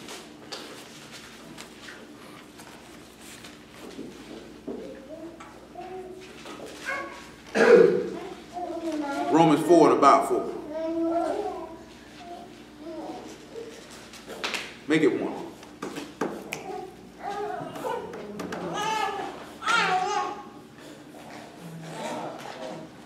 I'm trying to tell you, say, Mom Duke, stop cuffing the food. Just come on off them snacks, man. Just come on off them snacks. What shall we say then? That Abraham our father, as pertaining to the flesh, have found? For if Abraham were justified by works, he have whereof to glory, but not before Elohim. For what saith the scripture? Abraham believed Elohim, and it was counted unto him for righteousness. Now to him that work is the reward not reckoned of grace, but of debt. But to him that work not, but believe on him that justified the ungodly, his faith is counted for righteousness. What work would these strangers have? Because it say these strangers will hear me and they will obey me. And let's see something, right? Because it's King David writing this song, right? But let's see what Hamashiach say about King David in Revelation 22 then. Let's just see what he say about him. In about verse 16. Let's just see what he say about it.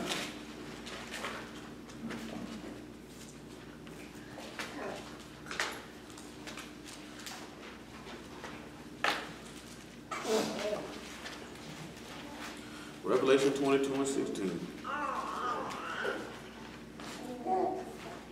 I, Yahshua, have sent my Malachim to testify unto you these things in the synagogue. I am the root and the offspring of David and the bright and morning star. So that would tell me that what David is talking about, the same thing would happen with the Lord, now wouldn't it? What some of y'all think? So now do y'all see a justification of hearing the word and believing without nothing to do nothing? He say strangers will hear of me and obey me. See Romans 16 and 24 then. Maybe that'll bring it on home too.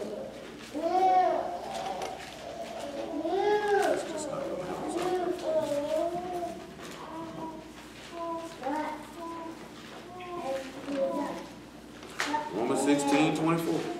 I'll say you're going down bad. Huh? Who said that? So you just threw a little muffin under the bus there. Little muffin, he just threw you under the bus.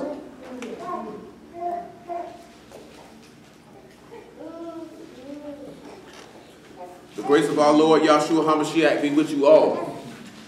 So be it. Now to him that has power to establish you according to my preaching, or my good news, and the preaching of Yahshua HaMashiach, according to the revelation of the mystery, which was kept secret since the world began, but now is made manifest, and by the scriptures of the prophets, according to the commandment of the everlasting Elohim, made known to all nations for the obedience of faith. Because this is what he said back to you. He say, strangers will hear of me and obey me. You know what I'm saying? Well, she ain't feeling y'all. Come on back to 2 Samuel 22.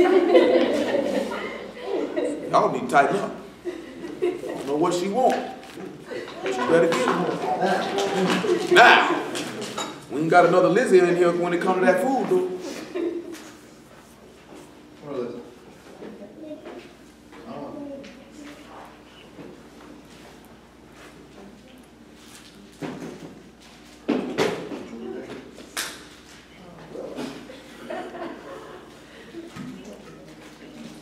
All right, y'all.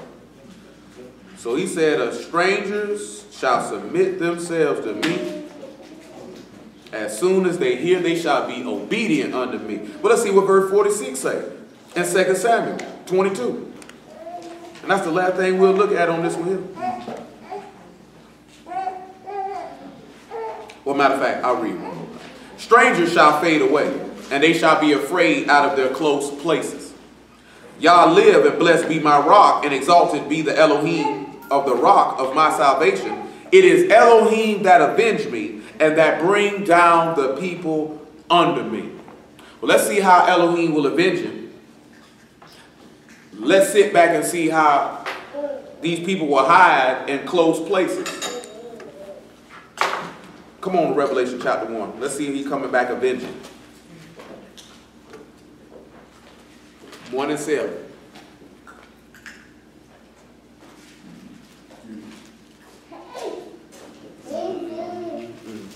The mic done calm down, man.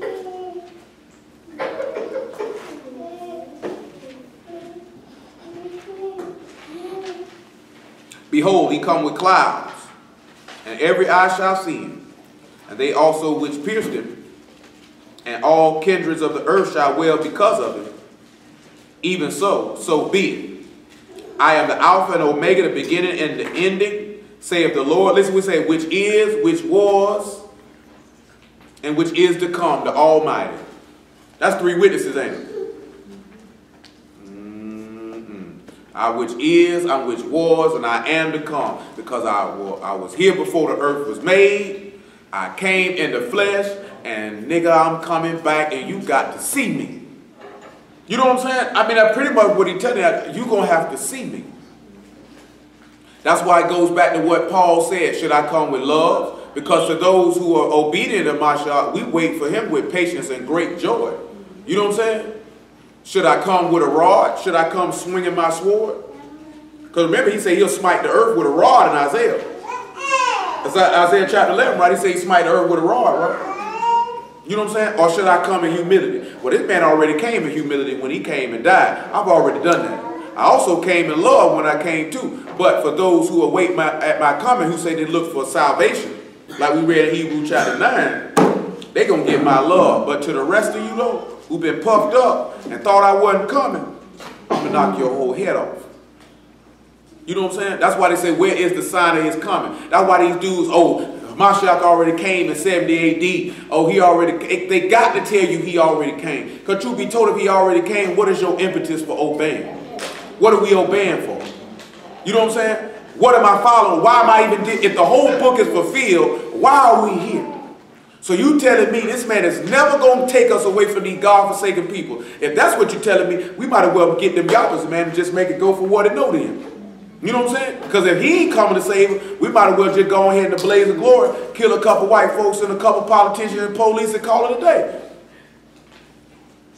I'm just being honest with you. I'm talking about because that's what these dudes want to do. But they know, man, okay, they supposed to be like the Lord coming to get us. You know what I'm talking about? But I'm looking at on the flip side of the argument, because no, we ain't telling nobody to pick up no weapons and go kill nobody, overthrow the government. Because you know somebody will see it and be like, boy, he talking about overthrowing the government. You know what I'm saying? I'm for real though. You know how nigga roll. But what I'm talking about is this though. If you saying the book is fulfilled, everything completed, he already came, that means ain't nobody coming back for us. So you saying we supposed to, because this they argument, they'll say we got to set up our own government, our own schools. Nobody's going to come save us. So if ain't nobody going to come save us, nigga, then we might as well squad up then. Yeah. What you think? If he ain't coming back, if our power is not coming back to save us, we might as well just get ready to go to war then. So you mean to tell me we just supposed to sit here and let these people crack our dome? Then when you hit them with these type of stuff, they don't want to talk. See, we just got to come up. So you want to tell me to be in a strange land and build up schools and economic infrastructure, and you think that these people are actually going to let me do it? How many of y'all think these white folks will let us build up an economic infrastructure here? I'm talking about schools, businesses. You really think, I mean, you could take the word out to play. Why would you enslave the people and then let them build themselves up in the land you stole and murdered to get? What type of sense does that make? What type of sense? They took down Black Wall Street because they were jealous. You know what I'm saying? But we ain't even talking about jealousy though. We talking about this is not good for business. I'm going to let the people I enslave build up an infrastructure in a land that I murdered and stole. That's not good business.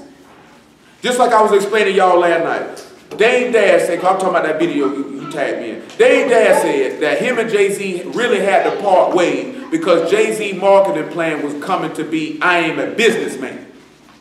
Now Dame Dash was the businessman. Both of us cannot coexist in the same place with the same marketing plan. Because eventually, one of us is going to have to get higher than the other. So what is Jay-Z going to have to do? I'm going to have to separate from him. Ain't no way in the world these white folks going to let you get on the same level as them at the same time. Because both of us can't exist at the same level at the same time doing the same thing. Somebody going to get higher than the other. And I'm going to have to take one person down. They're not going to let that happen. You ain't even got to have the word in the play. Truth be told, if you were in their shoes, would you do it? If we was in their shoes and we robbed, and let's say we didn't even rob and steal the land. Let's just say it was ours. And these people started migrating over here to live over here. But they were in subjection to us. You really think that you're going to let these people build up an infrastructure to be at or above what you doing in your land? That's retarded. Where do you ever go back and look at and see where y'all let the people get above us in Jerusalem? Above us in the land of Israel. I'm going to let y'all get higher, even though y'all ruling and y'all running it. I'm going to let the Edomites and the Moabites and the Ammonites and the Kenzites, I'm going to let all of them get on the same level as you. That doesn't make any sense.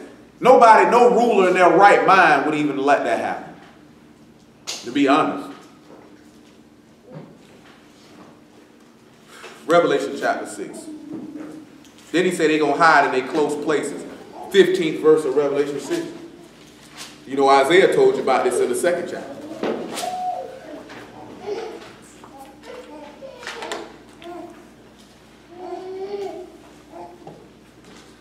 And the kings of the earth and the great men and the rich men and the chief captains and the mighty men and every bondman and every free man hid themselves in the dens and in the rocks of the mountains. And to the mount said to the mountains and rocks, fall on us and hide us from the face of him that sit on the throne and the wrath of the Lamb. For the great day of his wrath is come. Who shall be able to stand? These people want to hide then. And close, I don't think it's pretty, you can't get no tighter than being hiding in no mountain. You know what I'm saying? This man coming, I want to hide. Let's see if they say who's going to be able to stand. Let's look at the book of Yahshua, the son of Nun. Let's see if these people said the same thing. Because a couple times you're going to see these people say, man, we heard about you, man. We heard about y'all. We heard about y'all. Who going to be able to stand up against you? If I can actually get them. Let's start at about, let's look in the 8th chapter. We'll start at the 29th verse, work our way down. Some of this stuff you already know. But some of this stuff I want to sit back and look at what we was already talking about and then start rolling and leading into it. 8 and 29. Y'all should already know what this sounds like as soon as you hear it. It ain't like it. Some of y'all, it ain't the first time you done heard it. And the king of Ai, he hanged on a tree until eventide. And as soon as the sun was down, Yahshua commanded that they should take his carcass down from the tree and cast it at the entering of the gate of the city and raise there a great heap of stones that remain unto this day. Then Yahshua built an altar under Yah Elohim of Israel at Mount Ebal.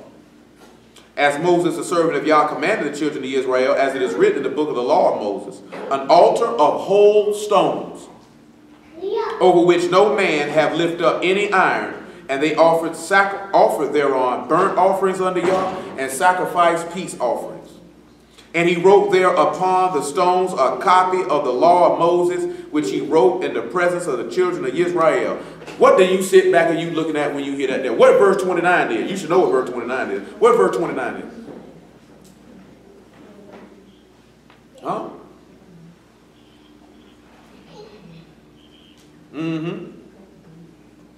Now verse 31, he sat back and he told them, look at Deuteronomy 27 so you can see what he's talking about. He said, make you an altar, ain't nothing touched it, of whole stones, 27:5. We done looked at that before.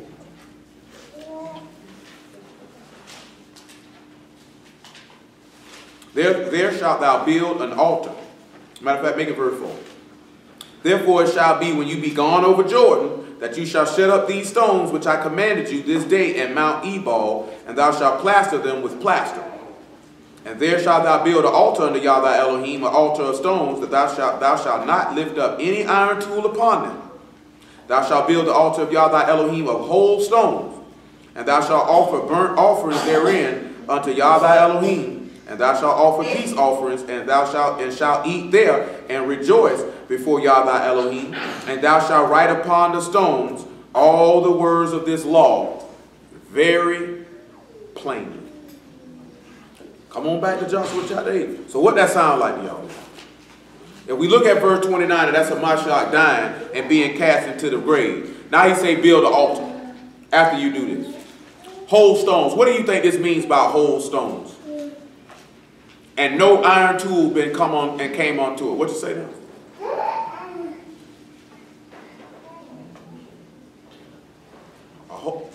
Say a whole stone, right? Let's look at John 19.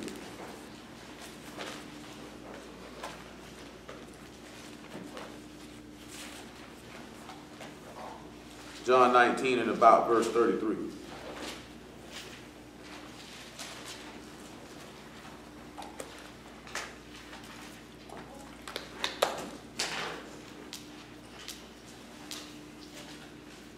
But when they came to Yahshua and saw that he was dead already, they brake not his legs. But one of the soldiers with the spear pierced his side, forthwith came there out blood and water, and he that saw it bare record, and his record is true. He know that he saith true, that ye might believe. For these things were done, that the scripture should be fulfilled, a bone of him shall not be broken. If they had done broke off that stone, that meaning he had been broken, just like with a Mashiach say, whole stones, no iron tool come upon it. Ain't nothing gonna come upon him and break it. Then he say, take that same stone and write the words of the law on it and write it plain. Didn't he tell them in John chapter 16? He said that I speak no more than you a proverb. I speak plainly. He said now it suffices us that you'll show us plainly the Father. And what did he do when he rose from the dead? He showed them his hands. He is the chief cornerstone. The book of the law is written on him. And he gave it to them plainly. You know what I'm saying? And go back to what Proverbs chapter 8 say. Understanding is clear to them. He say my words are plain to them who have understanding, because he opened their ears that they might understand the scripture. Because remember, the law say this is what you got to do when you come into the land. We sit back looking at when the Mashiach died, this gives us the ability for us to come back into the land, because a covenant is no effect without the death of the testator. When we see when he made that covenant with Abraham in Genesis the 15th chapter, you see Abraham fell in a deep sleep or he died. You know what I'm talking about? And then he seen the vision of Hamashiach dying to show that same testimony coming through. So when the Mashiach come through and he done died, then he say for burnt offerings and peace offering. We know that Mashiach is a burnt offering because he was tried in the what? Furnace of affliction. We know that he told us numerous times, he say, I give you peace, not the peace that the world give, but I give you my peace. He said, I came to give them peace. Numerous times in John chapter 10, he said, I came to give them long life and peace or shalom. Give them rest. When you turn around and you look at it, and when they coming into the land and Joshua was subduing it, they were getting what? Rest. You know what I'm saying? When we look at David, remember I told you we ain't even got back to it, how Hamashiach is David and Solomon at the same time, because Solomon was a man of rest, but he didn't become a man of rest until his father David subdued the land. He said David couldn't build the temple of Yah because he had shed much blood from all the wars that he had fought. Why was he fighting all the wars? To subdue the land. You know what I'm talking about?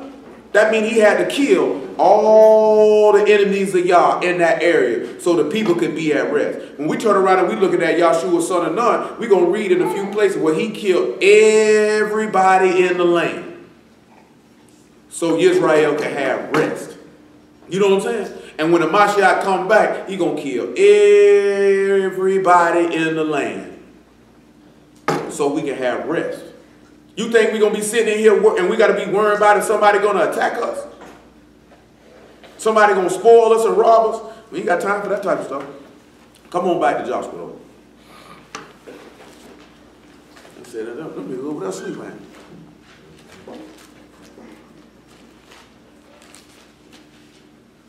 They said, Troy said he went and squatted on his own the other day. Your leg still hurt. He ain't squatted since that day we went there. He ain't trying to it. I am, but I have to get a membership first. Huh? I have to get a membership first. He said got to get a membership first. Excuses. I've been told him that. I told him out the same thing. I might not train you for free, but you can come work out with me though. I got to pick a day out in the week. I got a real schedule. I told you that shoot. Y'all know that shoot. We be in that 5-6 deep. You come. I wouldn't have you do what we do. Have you do something different. Malcolm come around there and be like, I ain't never going around that nigga ever again in life. She gonna do it. I guarantee you we get finished with it. I bet Mouth won't never want to look at another box of donut, a loaf of bread. You know what I'm talking about? None of that there, because you're going to be like, shoot, if I got to work this hard, I don't want that stuff. Look at her looking at it. She said she want to fit in her wedding gown. What? They say, I got to fit in it. You're going to be like the white lady on that TV show talking about, man, look here. I used to tell them to get it now, too. And like, you better go. I'm going, so you better go. Hey, but all jokes aside, though, it's good if you got a desire to lift and your woman do, too. That's something you can do together. You know what I'm saying? See, some dudes, like a girl I know, she say the dude she was talking to came and told her, like, man, you're fat. You need to go to the gym. That's a surefire way to get her to go work out. It's a surefire way. She's not going to eat every piece of pizza and sandwich in front of her. You know what I'm saying?